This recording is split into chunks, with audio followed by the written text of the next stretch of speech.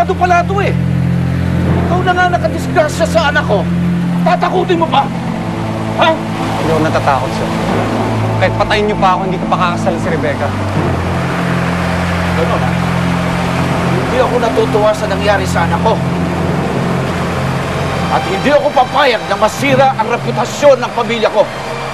Papupuntahin mo rito ang mga magulang mo, makipag-ayos kayo sa amin. Naintindihan mo? Ha? Mark, ha? sunod ka na lang. Ayusin natin to ng walang nasasaktan. We're one big family, di ba? Mark? Whatever. Gago pala yun eh. Tupido. Kuwawa naman ako. It's okay. Panindigan mo ito.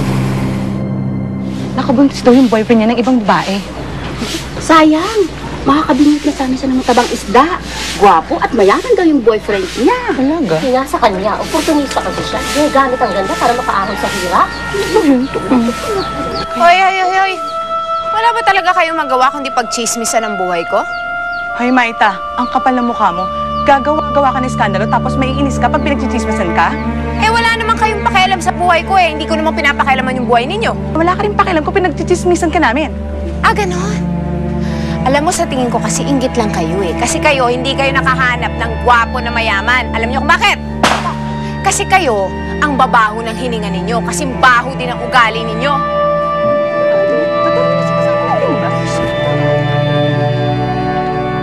Madam, I presume you already know the condition of my daughter. She is pregnant, and the father is your son. Yes, Mark told me about it. If you will ask me, walang problema yan sa akin. In fact, I like Rebecca for my son. I'm so excited for them. Mom, can I say something? Honey, wala tayong panahon to talk about other things. We are here to discuss yung wedding plans niyo ni Rebecca. And Mark, please do it soon. Kasi nahalata na ang tiyan ng anak ko. Ayoko naman na magpakasal kayo na malaki na ang tiyan niya, hindi ba? Bakit hindi natin pakinggan si Mark? He has the right to be heard. Let him speak. Thank you, Mr. Rivas, Mrs. Rivas, Mother.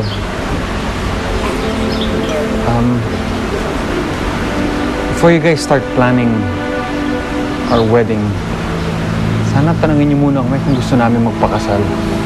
Well, I want to marry you, Mark. See? Rebecca, I don't want to marry you because I don't love you. Mom, I love someone else. Hindi naman tayo aabot dito kung hindi ka nabuntis eh. Excuse me. Mark!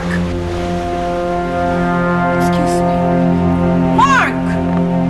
Mark, please!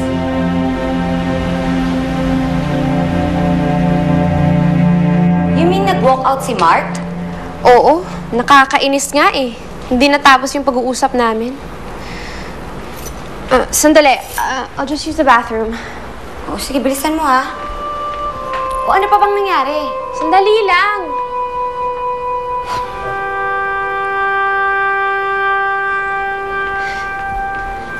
Oh, ba't tulala ka? Ate Dorcas, hindi ako buntis. Nagkaroon ako. You mean delayed ka lang?